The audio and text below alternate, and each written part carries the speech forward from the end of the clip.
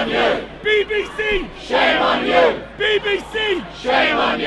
BBC! Shame on you! BBC! Shame on you! BBC! Shame on you! BBC! Shame on you!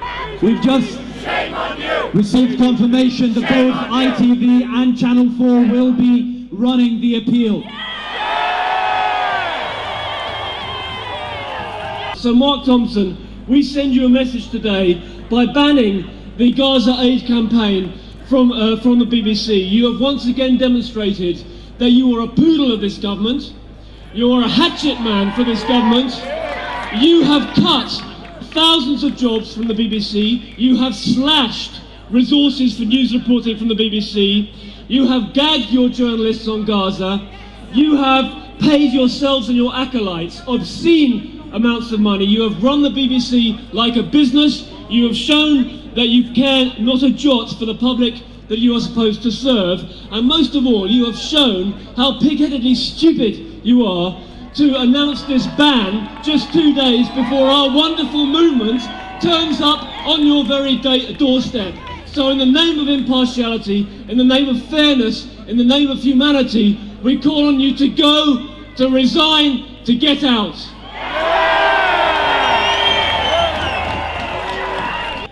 Telling the BBC that it's bad enough when it takes orders from the British government, but when it starts taking orders from what the United Nations describe as war criminals, that is going too far. Tell the world how to help the people of Gaza. My God, they've suffered. Yes! I know how they feel because I lived in London during the Blitz in 1940. 30,000 people were killed in London during that Blitz. I was a kid of 15. Every night I went to the shelter, I was frightened.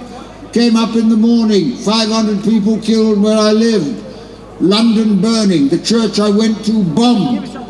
And it's no good pretending that you can ignore that human suffering in the interests of what the BBC call impartiality. How can you be impartial between life and death? You can't be impartial. And therefore, what we're doing today is of great importance. I think this is a momentous day that will be recorded in the history of the Middle East and the history of this country, because people like us got together and said we will not allow others to die when we have an opportunity to save their lives. Free Palestine! Free Palestine! Peace in the Middle East. Good luck. Thank you. Thank you, friends, brothers and sisters. When they announced the ceasefire, the so-called ceasefire, they were hoping that would all go away. Well, we're here to say we're not going away, we're here to stay. Because amongst all the lies they've been telling, another one has been that this is not a war, this was just a military operation brought to this clinical end. In fact, they've got more now, the Israelis, than when they started this massacre. They've got the US to support the Egyptians, to blockade the Gazans even more. They got our Prime Minister, the cowardly Gordon Brown, not to send our Navy to send aid to the people of Gaza, but to send our Navy to blockade them in further. That's a disgrace. And we're here to say, not in our name. We stand with the people of Gaza. And we hear the statistics, 1,400 dead, 400 children. And to add insult to injury, it's not bad enough that they've had their homes bombed. It's not bad enough that their schools have been bombed. It's not bad enough that they cannot have food and water. But now we have the BBC even taking away the fact that they're human beings. We can't even talk about it. It might offend people here if we show pictures of the children of Gaza. Well, I find it offensive that they're being killed in the first place.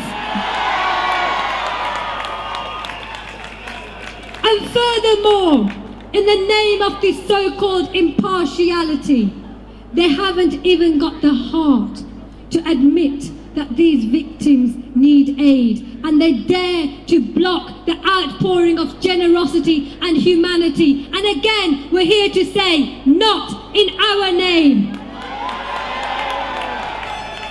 And when the Israelis started this latest offensive, because it's only the latest, it's not new, the Palestinians have had 60 years of this. If 1,400 died in the last 3 weeks, 5,000 died just in the last 7 years. But they said this would be shock and awe, not just for Hamas, but to break the will of the Palestinian people. But we're here to say their resistance isn't broken, and a new generation is here to stand with them too. They've had the shock of their lives. Hundreds of thousands are here.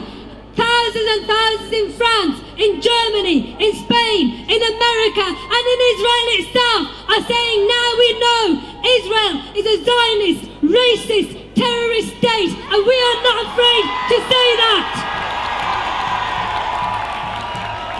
And one last thing in our not going away. Just as South Africa was brought down when the whole world united in boycotting it, I urge every one of you, school kids, write to Rio de Fernando saying, why are you boasting about going to Israel on holiday when you're supposed to be our role model? How can you support baby killers? Write to them. If you're in a neighbourhood forum, say boycott Israel, boycott Israeli products. If you're a business, don't stop them. Every single level, sporting level, musicians, the time has come. Boycott this racist state now.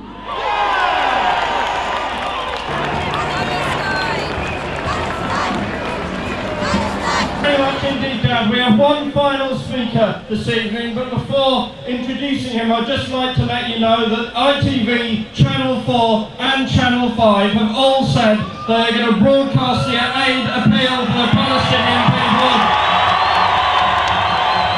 And that just leaves the politically servile broadcasters of the BBC the odd one out.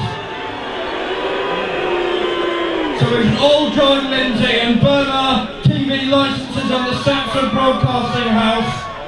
From Trafalgar Square, we salute our friends from across the Jewish community who spoke out against the crimes of Israel.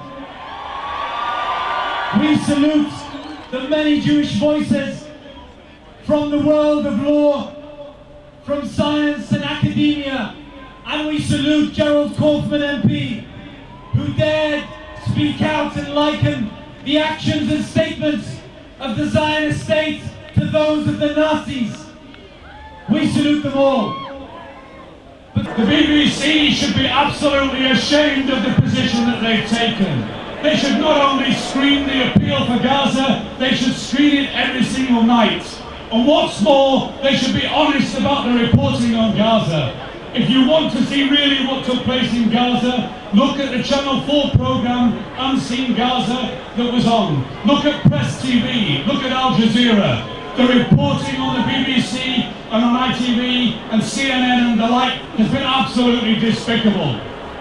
One of the things I think it's important for us to be clear about is whilst the Israelis talk about a ceasefire, it's not a ceasefire. It's a tactical manoeuvre by the Israelis who are trying to carry out a war against the Palestinian people. And Gerald Kaufman, the Labour MP, was quite right to talk in comparison of the Israeli actions with the actions of the German Nazis in Eastern Europe. What the Israelis are doing is treating the Palestinian people as subhuman. They're treating the Palestinian people in a way which is totally racist. They should be put on trial for war crimes. They should be called before the International Court of Justice. And we should demand that there is an immediate implementation of the International Court of Justice ruling to dismantle the wall, to pull down the wall, and to pay reparations to the Palestinian people for the millions of pounds of damage that the Israeli government has undertaken.